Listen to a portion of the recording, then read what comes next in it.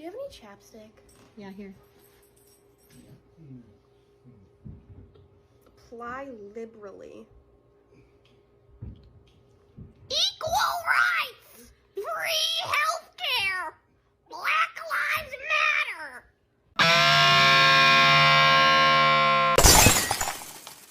Hey, what's up, y'all? My name is Millennial Smark, and I'm bringing you the slop, the whole slop, and nothing but the slop. They're not even trying to hide it anymore.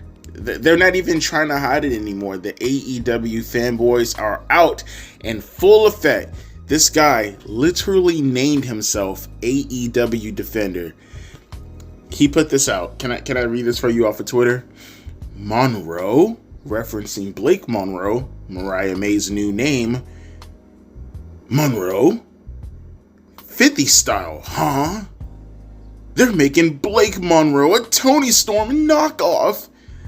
They will probably focus on one facet of Tony's many personalities, though. I don't know if I'm annoyed by lazy creative or happy that WWE isn't changing the AEW talent. So this is where we're going with, huh? This is where we're going with, huh? They're not even trying to hide the ball anymore. Like I said, if you want to play the tribalism game, at least this guy is just out front with it, right? He calls himself AEW Defender. Hey, at least we know not to take you fucking seriously, okay? So, if you guys don't keep up with NXT, Mariah May joined the company, or at least the brand in itself, about 2 weeks ago, right? And she changed her name to Blake Monroe as a tribute to her niece. Blake is her niece. Monroe probably stemming off of Marilyn Monroe, most likely, right? And there's a lot of hubbub going in the IWC right now that apparently WWE is lazy as shit and they're just gonna completely rip off Tony Storm. Why? Because apparently, this is news to me, Tony Storm has copyrighted the 1950s. I know, fucking news to me, right? And apparently, Mariah May has nothing to do with Tony Storm's character at all. She doesn't stem from it. She doesn't spin off from it. She has absolutely no relation to Tony Storm's gimmick at all to be portraying herself in this manner. Because it's not as if Mariah May was portraying herself as she is right now in AEW, again, as a spin-off from Tony Storm during their feud. No. Mariah May has nothing to do with it at all. That's like suggesting, for an example, Jimmy and Jey Uso go to AEW and they start to use the Ula Fala more often. And they end up getting someone as a wise man and saying that, hey, Jimmy and Jey, who were in, the bloodline, are now ripping off WWE because WWE has the bloodline. How can Jimmy and Jey, who were formerly in the bloodline, use the bloodline gimmick in AEW because of lazy creative? That's the exact same argument that you're making. Or we can even go a little bit further, right? So ignore the comparison in regards to aesthetics, right? Because obviously people can bring up characters such as, Kyle Fletcher, who looks like a Randy Orton fucking doppelganger. Put that to the side. We can even go more direct, okay? We can go just directly straight up, head up. Do you want to talk about, the rated R superstar Cope? Oh no, you don't want to do that, right? Let's not change the copying off of WWE. Oh, okay, no. We can go a little bit more direct, something a little bit more comparison, right? Something that's a little bit more directly in front of your face as far as the creative is concerned, right? You took the Hurt Business from WWE and all you changed was business for Syndicate, because it's literally the exact same thing. Nothing has changed at all. Nothing. You dropped one person who might end up still joining the group, and you switch business for Syndicate. No, you don't want to approach that, right? That's a little bit too on the nose. And not to mention also, now, I don't know, maybe some of you guys might know the show. Maybe you might not know the show. I'm not sure. But from my understanding, at least from looking at the promos that were kind of building up to it, and the background music and everything that was playing up within Blake Monroe's promo last night, the first thing that came to my mind was Bewitched. Am I the only one? It's an old television show back in TV Land days. That was the first thing that came to my mind. Like I said, Toni Storm does not outright own the fucking 1950s look. And not to mention also, like, the way Toni is playing into it, she's playing into it more so. There's more, as the retard AEW Defender said, there's more facets within the character of Toni Storm. Not even just suggesting that Blake Monroe is going to focus on one facet, which I'm presuming he means the Hollywood persona of Toni Storm. But that's not what Mariah May looks like she's going to do with this Blake Monroe character. Toni Storm is doing the whole Judy Garland meets fucking Mae Young type of thing. That's what Toni Storm is doing. Mariah May looks like she's going to do that quintessential classic 1950s, 1960s it girl type of thing. That's what it looks like she's going to do. What I would actually recommend for her to do, and this is just me throwing it out there, she should watch some, oh God, what's that guy's name? Oh my God, I forgot that dude's name. He used to be, he did the Campbell's chicken noodle soup logo. He used to actually be with the Velvet Underground. Oh, Andy Warhol. Dude is completely counterculture. And I actually believe, this is just my opinion, the whole, what did it say, avant-garde or avant-garde? Is that how you pronounce it? Avant-garde. That whole aesthetic of the art scene back in the 1960s. I think if they really, really want to dig a little bit deeper into like the character of what Blake Monroe could be doing, just to take away all the perceived notions that she's copying off of Toni Storm, she should probably lean more into the Andy Warhol stuff. Like, I'd recommend looking him up and like finding out more stuff that was compelling based off of the stuff that he was creating for the times, and lean more into that. That way you can still keep the 1950s, 1960s aesthetics, but at the same time, it's now yours. It's absolutely yours. And pretty much at that point in time, the only comparison that you can make to Toni Storm is the fact that they're doing gimmicks based off of the same indie parts of the decade. I guess not really, because again, Toni Storm, she's dealing more with the 1940s, 1950s, like I said, Judy Garland type of stuff. Whereas with Mariah May, she can lean more into the it girl stuff. But that's besides the point, right? That's besides the point. My contention with all this is the double standards that AEW fanboys typically like to have when it's convenient, but when it's not convenient, okay? Because I'll be the first one to call out, to at least suggest, like, okay, well, all right, I could see at the very least why you would believe that she's trying to copy off of, or WWE and themselves are trying to copy off of AEW. But it's just the context that you purposely ignore in order to put across a narrative that really, really bugs the shit out of me, because you wouldn't do that for any of your own superstars. Like I said, Kyle Fletcher being a perfect example. You just ignore all nuance. This is going all the way up to even him doing the snap DDT in the middle rope, right? Like that kind of shit. It's not just the aesthetics, it's the actual movements. But you won't point that out. You won't. Even though there's a clear indication, there's a clear inspiration, there's a clear influence directly in front of your face. And this is not even me suggesting that Kyle Fletcher is ripping off Randy Orton. I think he's influenced by him. You can't even say Mariah May is influenced by Toni Storm, because that was her gimmick too. That was just as much as her gimmick as it was Toni Storm's gimmick. But this propaganda and this narrative constantly being pushed by AEW fanboys, it's getting tiresome. It's getting annoying. Never mind the fact that they do the exact same things that WWE is being accused of doing, but then you just never hold them to the same standards.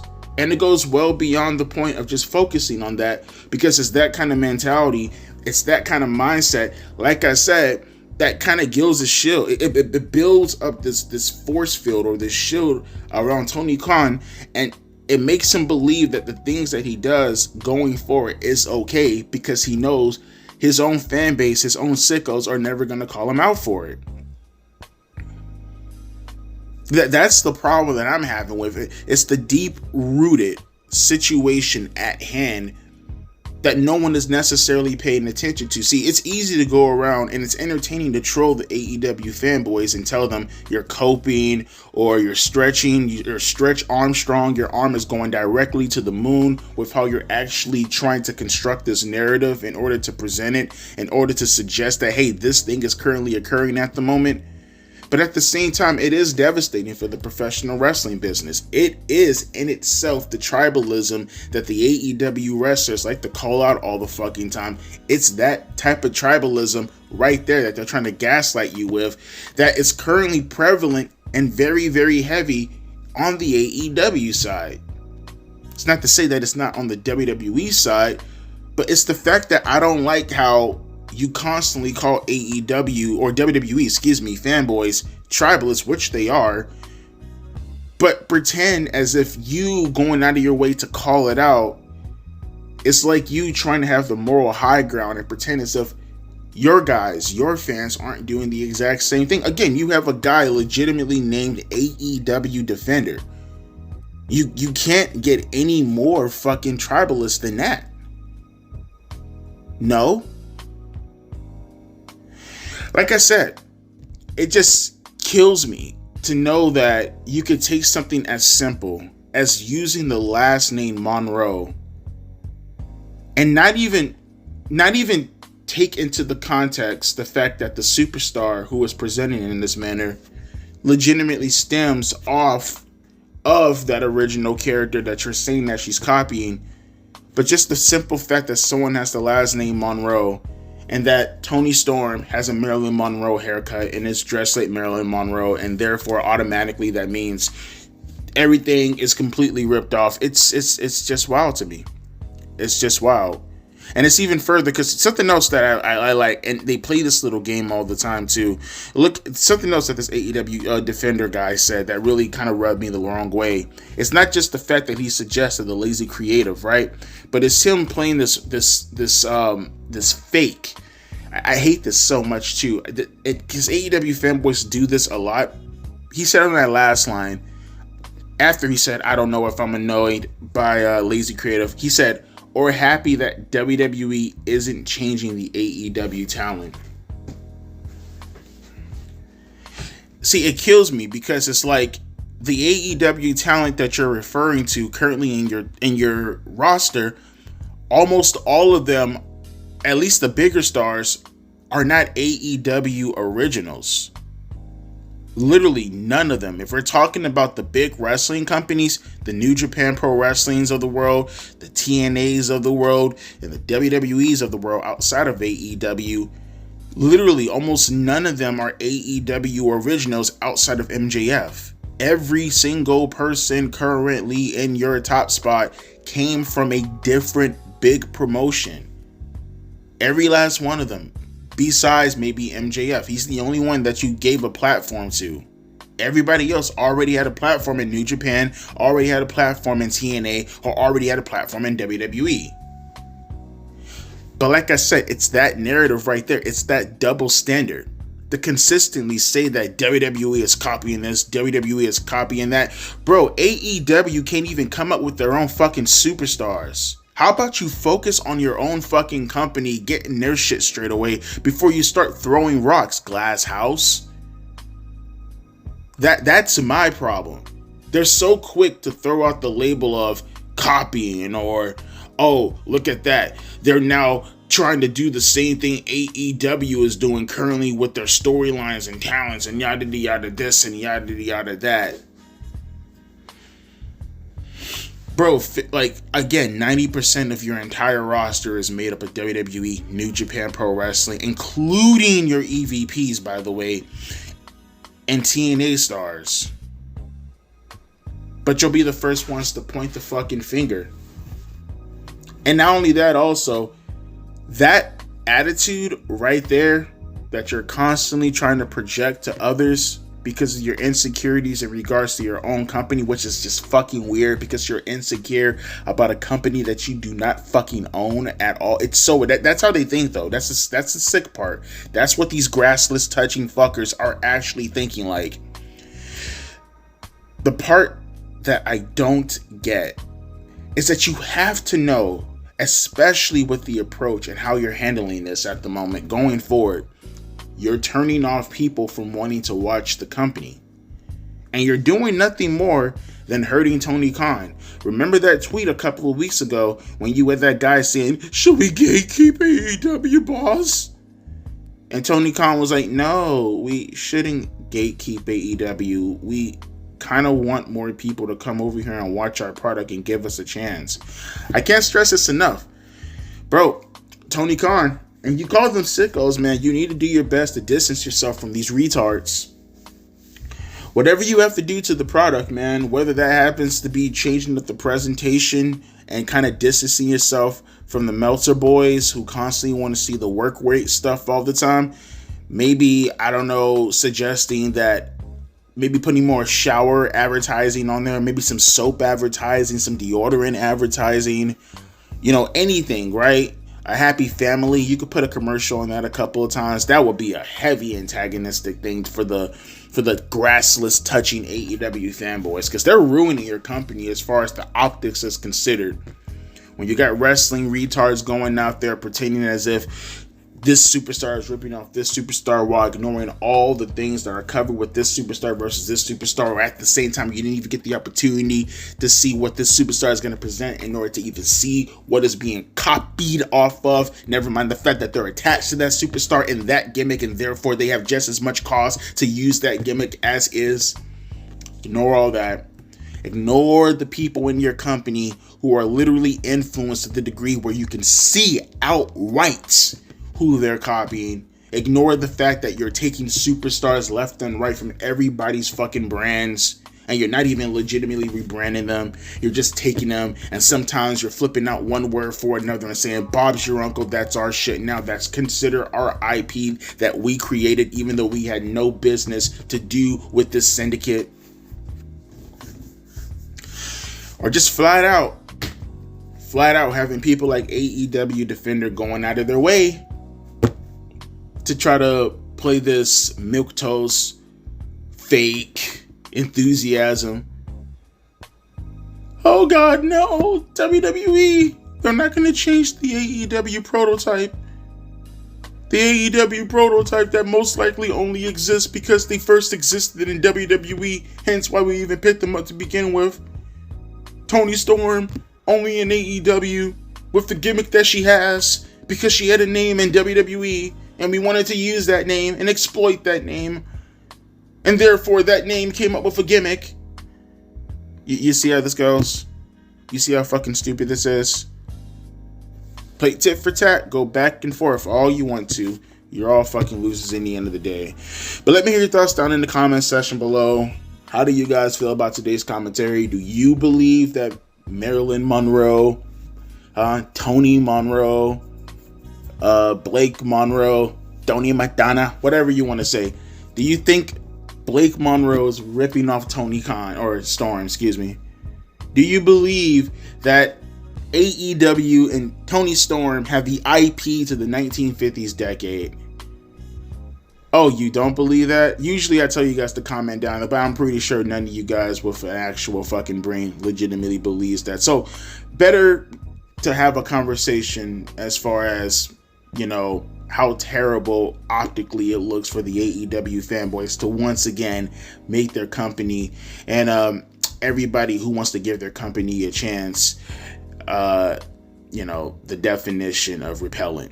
because they fucking exist and they're the ultimate fucking repellent.